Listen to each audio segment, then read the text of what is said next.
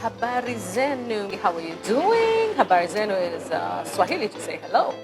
How are you guys doing? Ooh, what do you think of my top? And you know what? I got these ones from the flea market in the UK. Secondhand, very pretty things that you can get in secondhand shops in the UK. They call them charity shops, but I tell you, really cute. This is the outfit of the day. You'll see me later. Yeah, with my belt. For those of you who are not used to me, and I'm based in Kenya. I'm a YouTuber based in Kenya. I am an over 50 YouTuber, proud to be. Hello, all you over 50s out there, over 40s. Hello. Much love to you. Anyway, and hello to our kids, the 20-year-olds and plus and under. Well, guys, today I decided to do things different. I said, you know, I'm really tired of vlogging from the house. It's so boring. The environment is still the same. So I thought, why don't I just vlog from somewhere else? You know what? The reason why I tell you that I love Mombasa, when I tell you guys I like Mombasa, you better know the reason why. Because these guys are so generous. You know, they allow me to come to a restaurant like this one, you know, and vlog. And I'm not going to move my camera, so I'm just going to lift my food so you see how it's served like on a plate, you know. And yes, I'm having a Coca-Cola.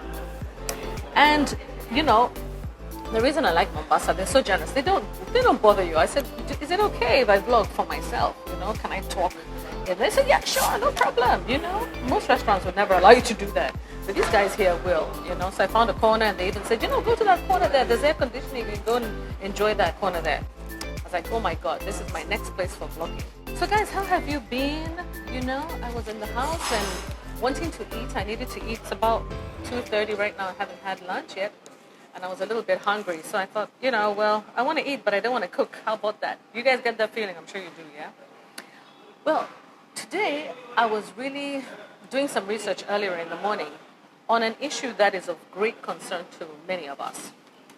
And that issue is mental health.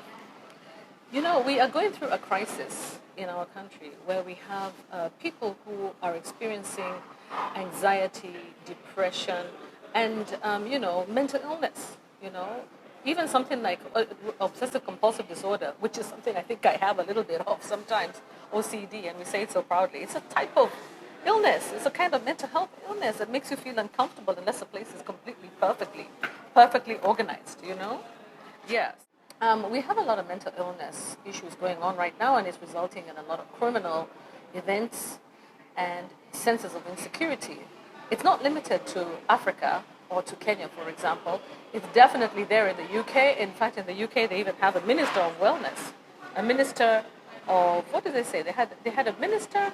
Yeah, I think it's like a department of wellness. You know, they had a minister of loneliness because for them, their mental health issues are usually associated to isolation of the elderly, and even young people now are some of the loneliest people in the world. You could be a young person and still experiencing loneliness. You know. And it's become some sort of like endemic. It's a pandemic. It's a global pandemic, actually, which was even exacerbated by additional lockdowns in all the countries. So as I'm talking to you, I'm also going to be having my food. All right, guys, because I don't want it to cool off. I don't want it to cool down. And since I'm in a restaurant, I don't want them to feel like I'm just vlogging and I'm not eating. Yeah, it's not very good, is it? I come from the perspective of research. I don't think we've done that much research, you know, on mental illness.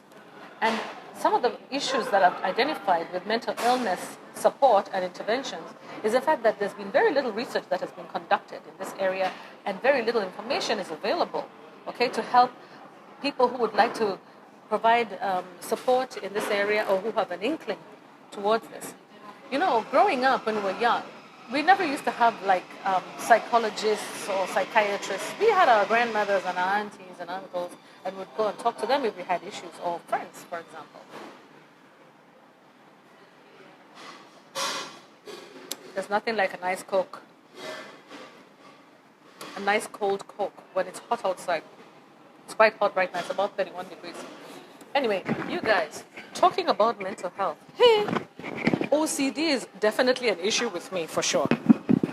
I'm one of those people, in fact, it's not really so much OCD. I kind of have like a perfectionism expectation from restaurants. So, for example, if something doesn't look right, I'm going to send it back. So I sent back my wrap because it was kind of like not exactly to my expectation. But that's really sweet anyway. They're going to make another one. No big deal. No big deal about it. And that's the way to run a business, you know? Yeah, just consider all the people who have mental health issues coming to your restaurant. It's not funny, but it's true, Yeah. Okay, so we're talking about stigma. Most people are stigmatized. If you say that you have a mental health problem, if you want to admit, what, I'm feeling anxious, I'm having a mental health issue, then you're stigmatized. Not so much the generation of today, but yesterday's generation, definitely. It depends on how your society or your family will view you. Fortunately, I think stigma is reducing, especially within the cities and towns. But I believe in the rural areas, which is where most 70% of people live, many young people are experiencing mental health distress, and it's exhibited through very serious crimes that they're committing outside there, wife battery, domestic violence, self-harm, and so many other terrible things. Yeah, even harming animals and harming the environment just because people are stressed and they can't deal with their mental health problem. In other cases here in Kenya, what I noticed, like even in Mombasa here, I see maybe the mental health issues have got to do with economic disempowerment. You'll see, here and there will be somebody who will call a madman with a bag or just sitting, starts a fire. I don't know what it is. They're so, why fire is so intriguing to people who have mental illness issues. Fire and rubbish. I guess it's the only free stuff. Yeah. So I think that one of the problems is definitely stigma. It inhibits seeking of assistance by people who have anxiety and depression. And I think, we should try our best to make people feel comfortable and confident to access support and assistance and not to feel judged. I think, again, also people who have mental health have an assumption that everybody will judge them. I think there are some people who are very empathetic. In this world, we do have empaths. Okay, we have empaths, people who are very empathetic and people who can help. And sometimes what happens when you have mental health, you don't want that empathy. You don't want somebody feeling sorry for you. Yeah. All right. So basically, I was talking about the new Shamiri, school-based intervention for depression and anxiety. So basically what it is that that new Shamiri project basically identified ways to try to circumvent, to go around the stigma. One of the ways of going around the stigma is to look at what they call the psychopathological terms that are used to describe mental illness conditions, such as depression, such as anxiety, therapy, mental illness, So if you use different language, you might be helping somebody to access the system and for the system to be more user-friendly, So what they did, like in Africa, for example, these were teams of international and local researchers here in Kenya. They replaced some of the terms with positive terms, such as cultivating your strengths. So instead of saying, want to deal with your depression situation, do you feel depressed or do you feel weak? So rather, it's like, do you feel weak in these circumstances? Do you exhibit weakness in this area? Is this a strength that we can cultivate for you?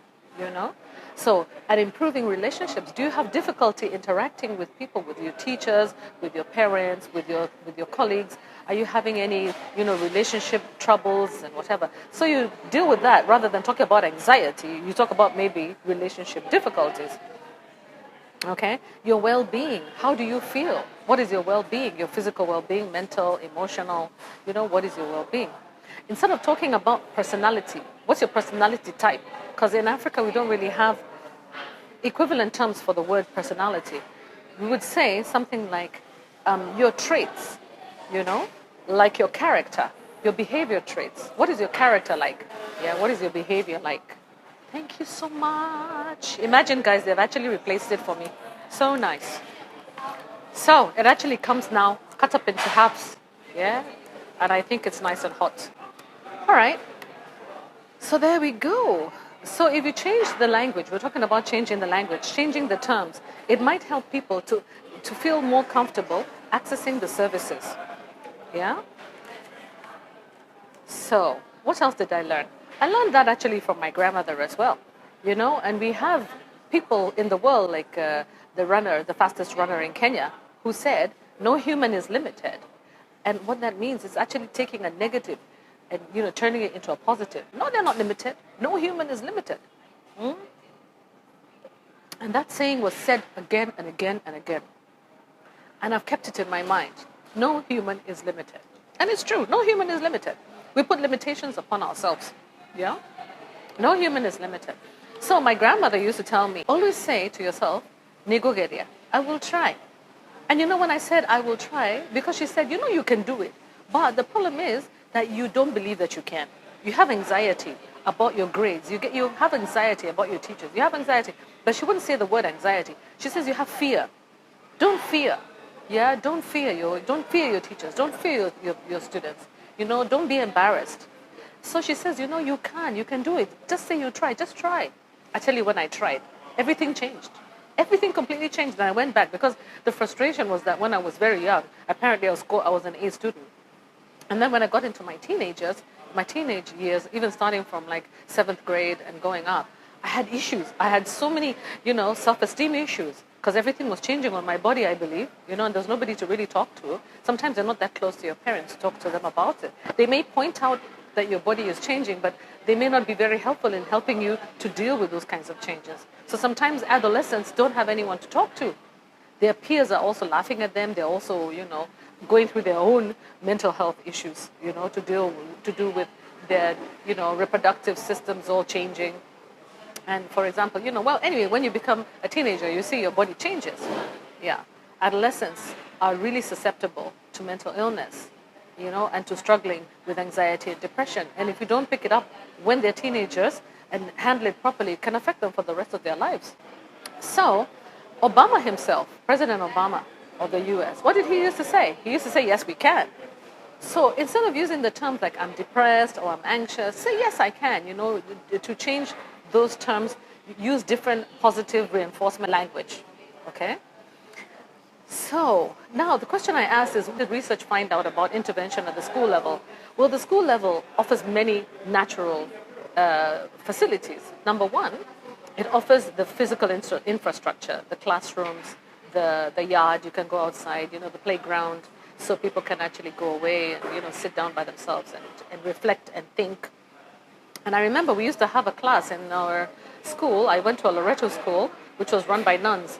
And I remember there was one particular class that we had to have, and it was a full class. Every week we would have a review and reflection session, and we would be talked to and counseled, and then we'd be asked to go and think about what we want to do with our lives, what are we thinking about doing, who are we, and etc. And we're told everybody go off on their own for the next 15, 20 minutes and come back to the class and tell us, you know, what you were thinking about. And it was really a fabulous, fabulous learning opportunity.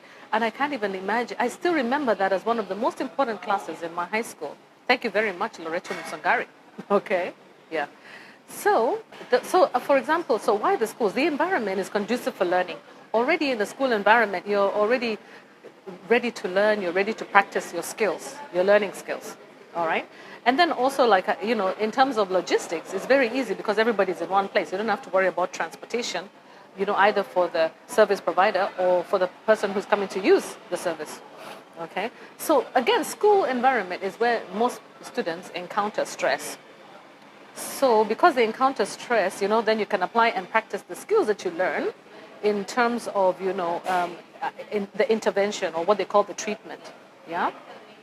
Okay, so again, on the other hand, you also have support from your stakeholder community, from your partners, who would be the school officials, the teachers, the parents, who is there to support you. So basically, it's already a system that is like, you know, it's already ready-made, okay, to tailor for mental illness intervention. And you know, the younger that you can get these young people to manage their stresses and mental stresses and triggers, the better and more easy it will be for them when they grow up. So maybe time for a little bite. Welcome, have a bite with me. All right.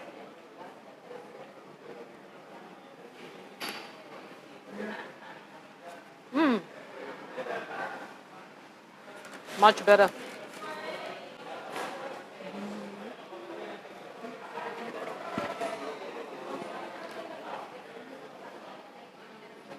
They forgot to bring me a serviette.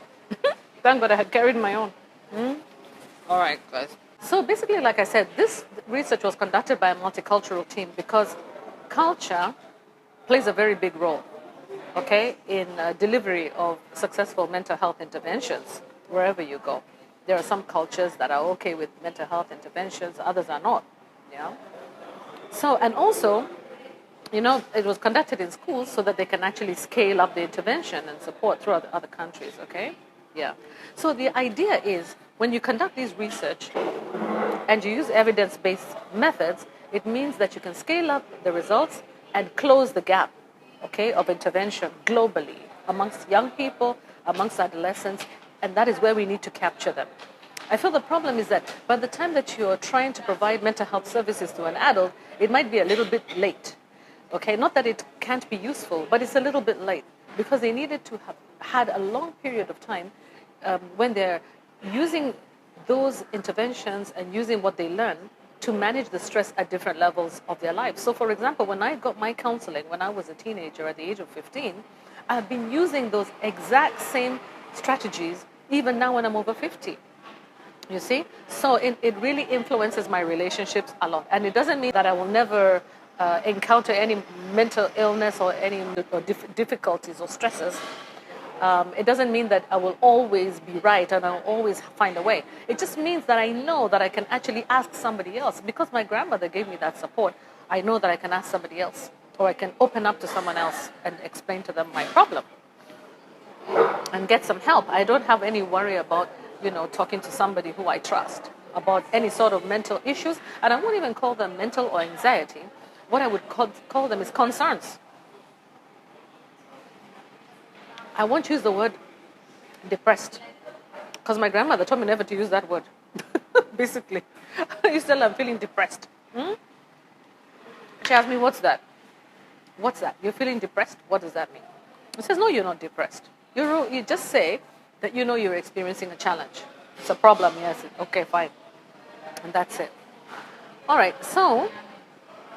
It will really be helpful if we can improve the global mental health research and try to care for young people globally by sharing the research and sharing the findings and materials and reflections and the lessons learned and the interventions and the protocols and the treatments, etc.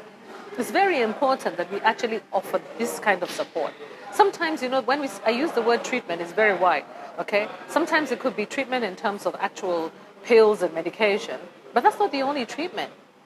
There's also homeopathy types of treatments, There's also counselling, okay? There's many ways. There's nature walks, okay? There's massage therapy. There's so many ways to intervene in this area. In terms of how to improve your mental health, my research suggests that you can improve your mental health in very interesting ways. One, you can eat nutritious meals. You can talk to a friend. You can avoid smoking and vaping. Those of you smokers and vapors, those things, they just give you some artificial high. And then after that, you have to come back crashing down. The same thing with drinking alcohol, over drinking that alcohol, okay? They also say that you can interact with animals. Pet a dog. If you love animals, if you love dogs or cats, most people love one type of animal. If you're not a cat person, you're probably a dog person. If you're neither of them, maybe you're a goat or a sheep person. Yeah? Or maybe you're not even into animals, but maybe you're into nature. So maybe you like trees, you like bushes, maybe you can do gardening, it can also be there. You can also do art, music. There's so many ways to try to lift your spirit up, okay? And then, of course, there's nutritional supplements, which are not mentioned here, but they are extremely important to make sure that whatever you're not getting from your diet, you're at least getting from your nutritional supplementation. And one of the things that really helps to improve your moods when it comes to the nutritional supplements is magnesium. Magnesium is a muscle relaxer to some extent, and it also helps to boost your immune system. I don't think many people even are aware about that. So guys, I'll continue this discussion because I'm having my cousin come over and he's a lawyer. We're going to talk about mental health a little bit more with the angle of, the legal system and how it deals with people who commit certain crimes or people who haven't got the intervention of mental health early enough and what happens to them out there.